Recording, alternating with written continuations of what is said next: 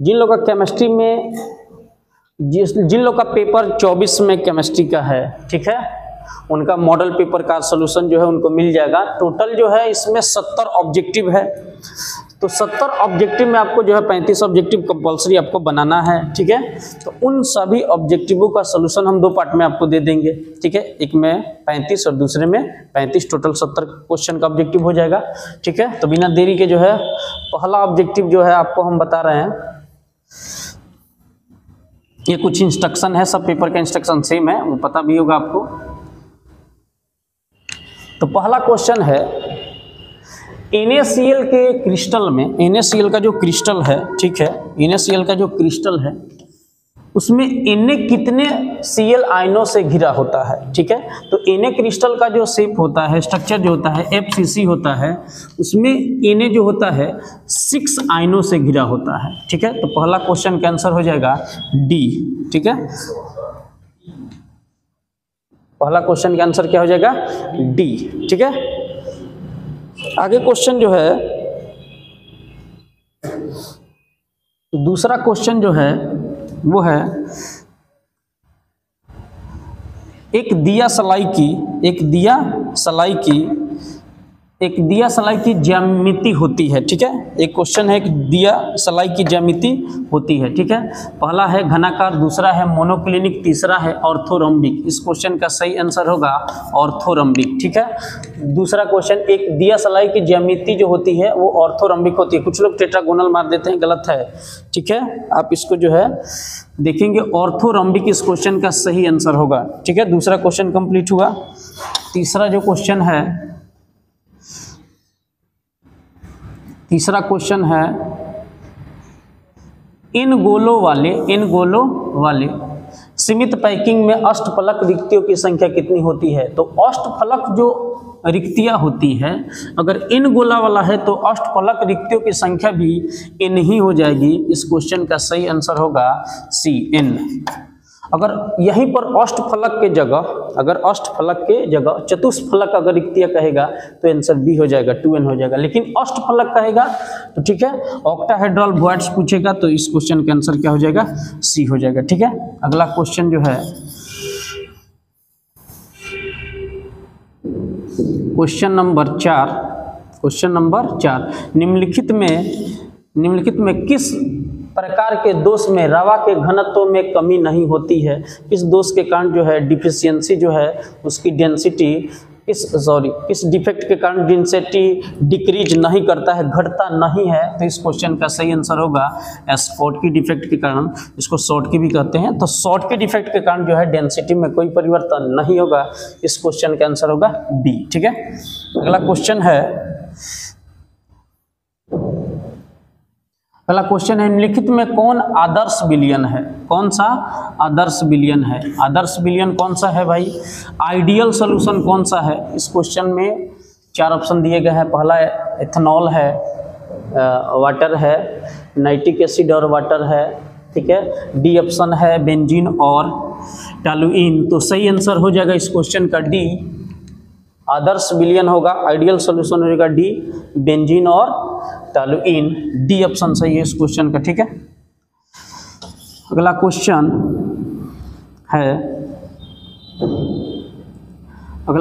क्या है?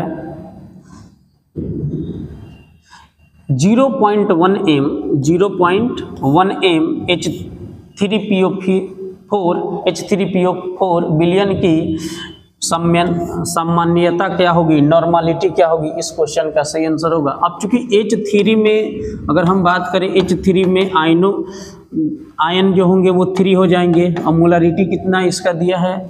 0.1, तो 0.1 से इंटू करेंगे तो क्या मिलेगा? 0.3।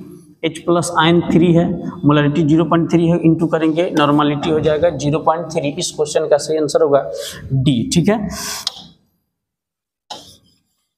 अगला क्वेश्चन है, किसी तनु घोल के अणुसंख्या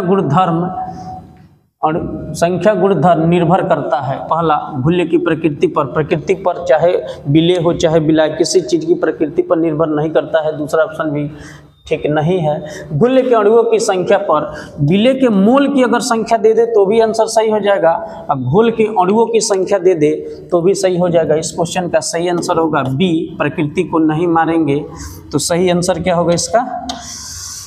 सी।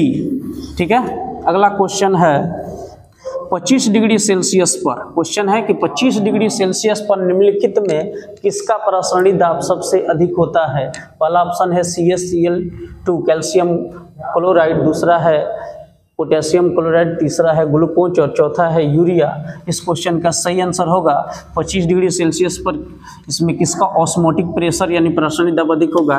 कैल्शियम क्लोराइड का, CaCl2 का। ठीक है, अगला क्वेश्चन है एक फैराडे की विद्युत धारा को किसी अम्ल के तनु घोल से प्रवाहित करने पर STP पर हाइड्रोजन गैस का आयतन कितना होगा? हाइड्रोजन गैस का आयतन कितना होगा? तो 22.4 लीटर की अगर हम बात करें, 22.4 लीटर को अगर ml में बदला जाता है तो कुछ इतना होगा। इसको जो है अब H2 बोल रहा है तो 2 से डिवाइड कर देंगे, तो इसको 2 से डिवाइड करने पर सही आंसर क्या मिलेगा? डी ऑप्शन सही मिलेगा, 11200 ml। इस क्वेश्चन का सही आंसर क्या होगा? डी हो जाएगा। ठीक है, 22 का हो जाएगा क्या 11 और 400 का हो जाएगा 2, यानी सही आंसर क्या होगा? डी इस क्वेश्चन का सही आंसर होगा। ठीक है, इस क्वेश्चन का सही आंसर डी हो जाएगा, H2। अब तनुता बढ़ाने पर अगला क्वेश्चन है कि तनुता बढ़ाने पर विद्युत अपघट्य घोल का मोलर चालकत्व का होता है? पहला है बढ़ता है, तो पहला ही ऑप्शन सही है भाई। तनुता बढ़ाया जाए तो मोलर कंडक्टिविटी जो होती है वो इंक्रीज करती है, बढ़ते जाती है। ठीक है, तनुता बढ़ाया जाए, अगर सॉल्यूशन को जितना डिल्यूट करेंगे, ठीक है, तो डिल्यूट करेंगे तो क्या होगा? मोलर कंडक्टिविटी बढ़ती है। पहले का ऑप्शन सही हो जाएगा, ए। ठीक है, अगला क्वेश्चन है एक इलेक्ट्रोड का मानक ऑक्सीकरण विभव 0.763 वोल्ट है। ठीक है, तो उसका मानक अवकरण विभव क्या होगा? तो देखो, ऑक्सीकरण विभव अगर प्लस का है तो अवकरण विभव रिडक्शन, अगर ऑक्सीडेशन प्लस है तो रिडक्शन जो होगा माइनस होगा, मैग्नीट्यूड दोनों का बराबर होगा। तो सर ऑक्सीकरण का प्लस में 0.763 है तो रिडक्शन का माइनस में होगा, लेकिन दोनों का वैल्यू तो बराबर ही रहेगा। जब इसी के बराबर वैल्यू माइनस वाला देखना है, दोनों का मैग्नीट्यूड बराबर होगा, बस एक प्लस रहेगा और एक ऑक्सीडेशन का अगर प्लस है तो रिडक्शन का माइनस होगा, लेकिन मैग्नीट्यूड बराबर रहेगा। तो सी ऑप्शन सही हो जाएगा, -0.763 वोल्ट। ठीक है, अगला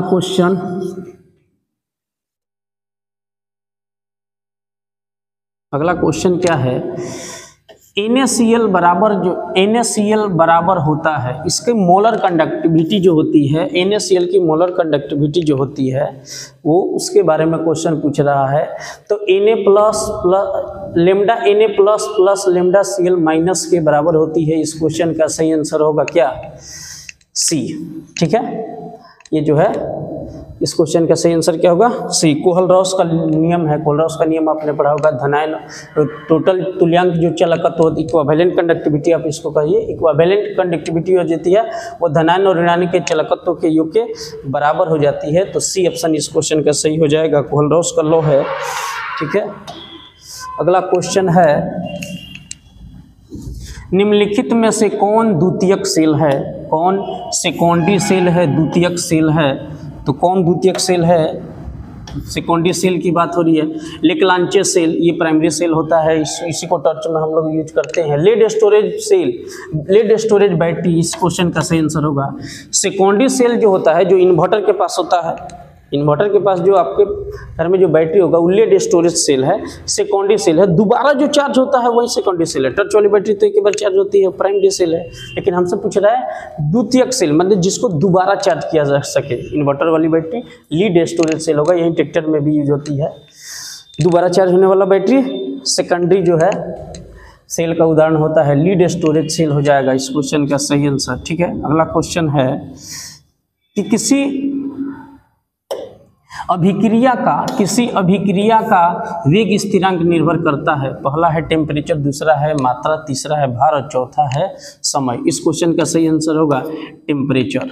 किसी अभिक्रिया का जो वेग स्थिरांक होता है, रेट कांस्टेंट जो होता है, रेट कांस्टेंट, वो रेट कांस्टेंट जो होता है डिपेंड करता है किस पर, टेम्परेचर के ऊपर यानी ताप के ऊपर। इस क्वेश्चन का सही आंसर क्या होगा, ए हो जाएगा। ठीक है, अगला क्वेश्चन है प्रथम कोटि की अभिक्रिया, फर्स्ट ऑर्डर रिएक्शन। क्या होगा, फर्स्ट ऑर्डर रिएक्शन, प्रथम कोटि की अभिक्रिया।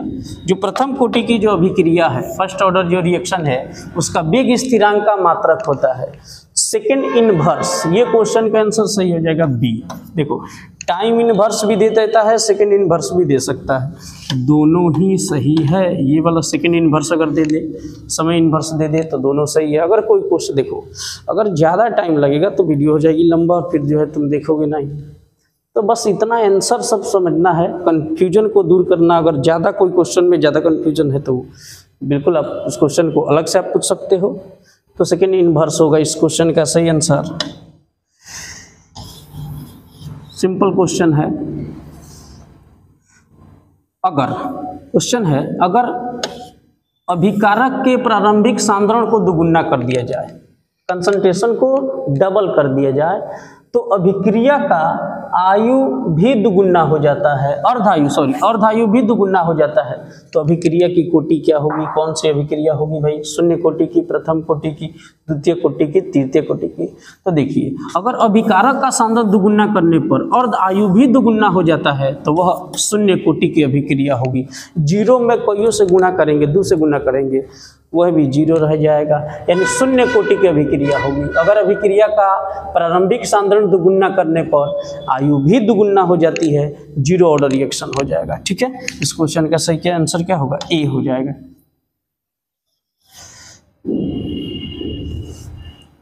अब दूसरा क्वेश्चन, प्रथम कोटि की अभिक्रिया, प्रथम कोटि की अभिक्रिया के लिए निम्नलिखित में कौन सही विकल्प है।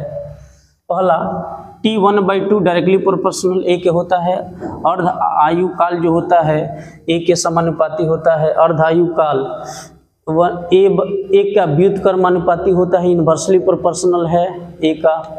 और तीसरा ऑप्शन है अर्ध आयु काल A0 के डायरेक्टली प्रोपोर्शनल होता है। तो सही आंसर यही होगा सी। प्रथम कोटि की अभिक्रिया का जो प्रथम कोटि की अभिक्रिया उसके लिए सही है कि उसका अर्ध आयु काल T1/2 डायरेक्टली प्रोपोर्शनल होता है A0 के, डायरेक्टली प्रोपोर्शनल होता है किसके, A0 के। सही आंसर क्या होगा, सी। ठीक है, अगला क्वेश्चन, अधिशोषण पर। अधिशोषण वह घटना है जिसमें कोई पदार्थ, पहला ऑप्शन है दूसरे पदार्थ की तरह जमा हो जाता है, दूसरे पदार्थ की सतह पर जमा हो जाता है, दूसरे पदार्थ के पिंड के अंदर चला जाता है, दूसरे पदार्थ के नज़दीक रहता है, और दूसरे पदार्थ को अक्षकृत या अवकृत कर देता है। तो इस क्वेश्चन में सही विकल्प हमें ढूंढना है, ए विकल्प इस क्वेश्चन का सही होगा। दूसरे पदार्थ की सतह पर जमा हो जाता है। आप जो है कभी होटल में गए होंगे तो आप जो है वेटर आपको जब पानी दिया होगा तो उस पर देखेंगे पानी की बूंदें चिपकी होगी, वह अधिशोषण की घटना है। चिपकना अधिशोषण की, अगर चिपका है ना पानी गिलास पर तो समझ लीजिए पानी का गिलास जो है बिल्कुल गंदा है। कभी ट्राई करिएगा घर पर, गिलास को पूरी तरह क्लीन कर दीजिएगा तो उसके ऊपर जो है कभी पानी की बूंदें चिपकी गई नहीं। अगर आप बढ़िया से नहा लो ना तो आपके शरीर पर पानी की बूंदें नहीं चिपकेगी। चिपकना जो है अधिशोषण है, एक दूसरे पदार्थ की सतह पर जमा हो जाता है, चिपक जाता है, यह अधिशोषण की घटना होता है। तो पहला ही ऑप्शन सही होगा, एक दूसरे पदार्थ की सतह पर जमा हो जाता है। ठीक है, गिलास के ऊपर पानी की बूंदें जमा हो जाती है, यही अधिशोषण है।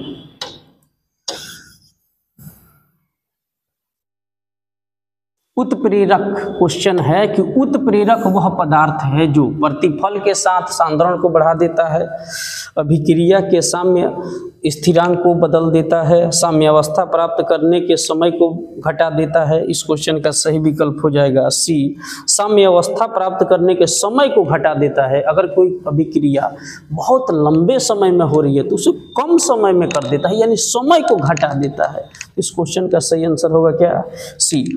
अभिक्रिया अभिक्रिया को फास्ट कर देगा और जो टाइम है उसको क्या करेगा, घटा देता है। तो सही आंसर क्या होगा, ये समय को घटा देता है। अगला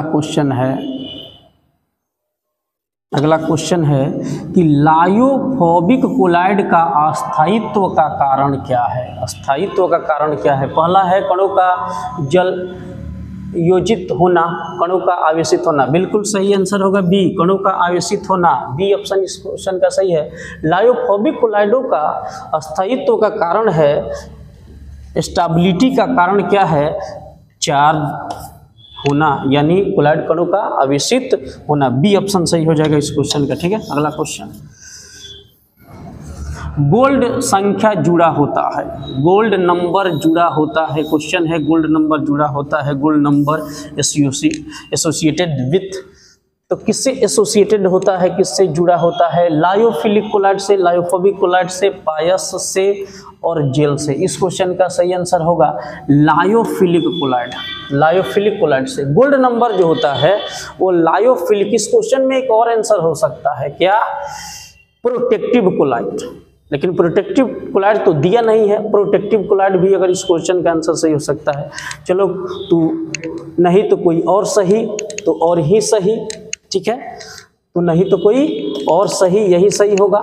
प्रोटेक्टिव कोलाइड भी सही आंसर हो सकता है, लेकिन दिया नहीं है, तो ये हो जाएगा क्या जी, लायोफिलिक कोलाइड। अगला क्वेश्चन, सल्फाइड एस्केटीन का क्वेश्चन है, कोई भी बता देगा क्या है जी, कि सल्फाइड एस्को को प्रायः सांद्रित किया जाता है। ऑप्शन 4 है, पहला फेन प्लवन विधि, दूसरा है जारण, तीसरा है गुरुत्व पृथक्करण और चौथा है कार्बन द्वारा रिडक्शन। क्या होगा, फेन प्लवन विधि। इस क्वेश्चन का आंसर तो लगभग सबको पता होगा।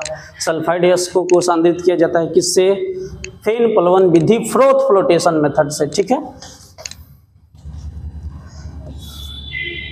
अगला क्वेश्चन है कि निम्न में किस धातु का निष्कर्षण एक्सट्रैक्शन जटिल निर्माण विधि द्वारा किया जाता है, कॉम्प्लेक्स फॉर्मेशन मेथड द्वारा किया जाता है। पहला ऑप्शन है जिंक, दूसरा है सिल्वर, तीसरा है मरकरी और चौथा है कॉपर। इस क्वेश्चन का सही आंसर क्या होगा, सिल्वर यानी चांदी। कॉम्प्लेक्स जो मेथड होता है, कॉम्प्लेक्स फॉर्मेशन मेथड होता है, उस मेथड से जो है हम सिल्वर धातु का एक्सट्रैक्शन करते हैं, निष्कर्षण करते हैं, क्योंकि सिल्वर जो है वो सामान्य विधि से जो है नहीं प्राप्त किया जा सकता है। तो सिल्वर जो है जटिल निर्माण विधि से प्राप्त होता है। ठीक है, क्योंकि स्वतंत्र अवस्था में रहने वाली धातु है तो जल्दी तो प्राप्त होगी नहीं, बहुत महंगा है भाई, तो जटिल निर्माण विधि से प्राप्त होती है। कारण यही है कि यह महंगा भी होता है, तो सिल्वर होगा, जटिल निर्माण विधि से प्राप्त होता है। ठीक है, अगला क्वेश्चन,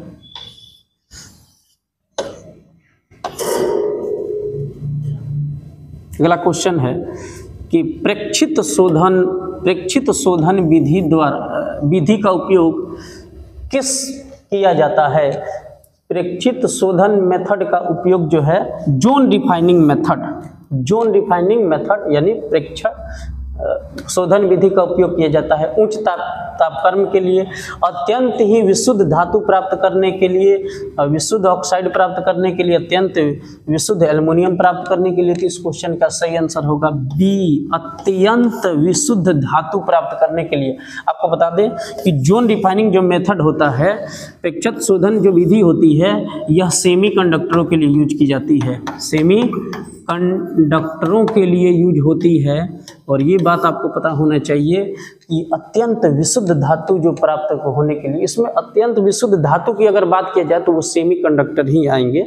ठीक है, तो सेमीकंडक्टरों के लिए जो है जोन डिफाइनिंग मेथड यूज किया जाता है। सिलिकॉन भी ऑप्शन में दे सकता है कभी कभार जो है जर्मेनियम भी दे सकता है। ठीक है, सेमीकंडक्टर के लिए यूज होती है जोन डिफाइनिंग प्रोसेस। अगला क्वेश्चन, लोहे के निष्कर्षण में, क्या बात है, बहुत बढ़िया क्वेश्चन। लोहे के निष्कर्षण में धातुमल प्राप्त होता है।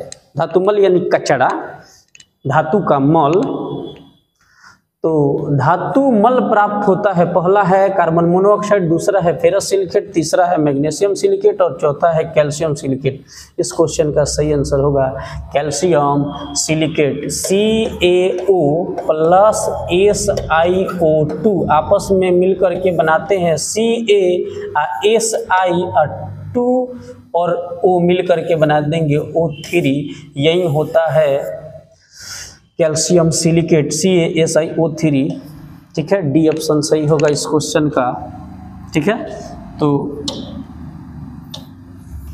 अगला क्वेश्चन है नाइट्रोजन का निम्न में कौन सा ऑक्साइड, नाइट्रोजन का निम्न में कौन सा ऑक्साइड, नाइट्रोजन का निम्न में कौन सा ऑक्साइड जो है अनुचुंबकीय होता है। पहला है N2O, दूसरा है NO2। इस क्वेश्चन का सही आंसर बी मारेंगे।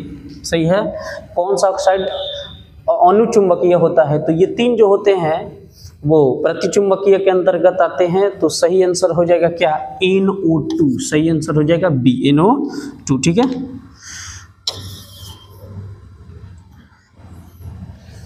फास्फोरस, फास्फोरस की ऑक्सीकरण अवस्था होती है। सही है, फास्फोरस, फास्फोरस 15, परमाणु संख्या 15 होती है, इलेक्ट्रॉनिक विन्यास करने पर मिलता है 285। ठीक है, अब 285 है, इसको ऑक्टेव पूरा करने के लिए क्या करना पड़ेगा भाई, ऑक्टेव पूरा करने के लिए कुछ काम करना पड़ेगा। ऑक्टेव पूरा करने के लिए ये 3 इलेक्ट्रॉन ले सकता है, या अगर 5 दे दे तो भी तो ऑक्टेव पूरा हो जाएगा। तो 5 इलेक्ट्रॉन दे भी सकता है, दे रहा है तो प्लस है, ले रहा है तो कर्जा है। कौ गो ले रहा है, 8 पूरा करने के लिए 3 गो ले ले तो 5 गो है, 3 गो ले लेगा तो 8 हो जाएगा। तो 3 गो ले रहा है और नहीं तो 5 गो दे तो बहुत 8 गो हो जाएगा। तो इसका ऑक्सीडेशन हो जाएगा -3 + 5। 3 गो ले रहा है तब 8 गो हो जा रहा है, और 5 गो दे रहा है तब वो 8 गो हो जा रहा है। तो इसका आंसर क्या हो जाएगा, ए ऑप्शन बिल्कुल सही हो जाएगा, -3 से +5। ठीक है, देख लीजिए, 5 है, 3 लेगा तो भी 8 हो जाएगा, और 5 दे देगा तो भी 8 पूरा हो जाएगा इसका। अगला है क्वेश्चन, निम्नलिखित में कौन ऑक्साइड सबसे, निम्न में कौन सा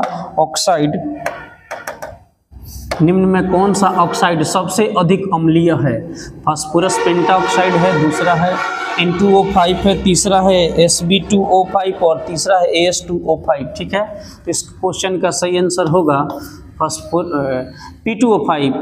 P2O5। इस क्वेश्चन का सही विकल्प हो जाएगा ए, फर्स्ट P2O5। ठीक है, अगला क्वेश्चन, फॉर्मिक अम्ल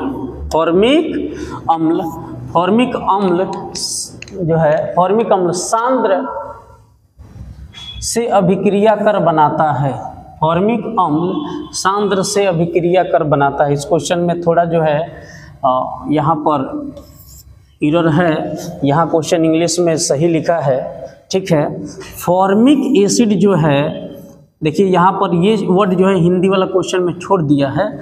फॉर्मिक एसिड जो है react with concentrate H2SO4 to form, मतलब फॉर्मिक अम्ल सांद्र H2SO4 से अभिक्रिया करके बनाता है। यहाँ H2SO4 हिंदी वाला क्वेश्चन में छूट गया है, हो सकता है आपके पास क्वेश्चन हो तो उसमें सही दिया हो। फॉर्मिक अम्ल जो है H2SO4 से अभिक्रिया करके क्या बनाता है, तो बनाता है, पहले का ऑप्शन है कार्बन मोनोऑक्साइड, यही सही है। कैसे है थोड़ा सा एक बार चर्चा कर ली जाए, थोड़ा सा समझ लिया जाए ना। तो क्या है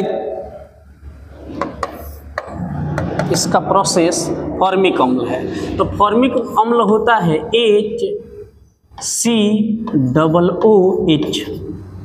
ये है फॉर्मिक एसिड। ठीक है, इसको हम क्या करेंगे, गरम करेंगे H2SO4 के साथ, तो होगा का H2SO4 के साथ इसको गर्म करेंगे तो इसको हम ऐसे भी बना सकते हैं, C ऊपर H, यही है क्या, फॉर्मिक एसिड। इसको जब हम गर्म करेंगे ना, तो होगा क्या, इसमें से CO बहरी निकल जाएगा और ये हो जाएगा CO प्लस OH और H मिल करके हो जाएगा H2O। तो इसमें CO और H2O दोनों बनता है। हमसे जौन बा क्वेश्चन क्या पूछा जा रहा है, CO। भाई देखो केमिस्ट्री जो है बहुत टफ है, इसके बारे में क्या कहा जाता है, ये केमिस्ट्री नहीं आसान, बस इतना समझ लो एसिड का पूरा दरिया है। देखो ये एसिड का दरिया है और तैर के जाना है, डूब के नहीं तैर के जाना है। तो ये केमिस्ट्री नहीं आसान, बस इतना समझ लो एसिड का दरिया है और क्या करना है, तैर के जाना है, डूबना नहीं है। डूबते हैं वो तो मर जाएंगे भाई, एसिड में तो डूबेंगे नहीं, तैर के जाना है। तो ये क्या है, एसिड है, पूरा एसिड का दरिया है H2SO4, लेकिन पिया कुछ ना। तो क्या है, CO बाहर निकल गया, H और OH मिलकर के क्या बना दे, H2O। तो सही ऑप्शन क्या खोजेंगे इसमें भाई, CO बना है, तो सही आंसर क्या हो जाएगा इसका B। ठीक है,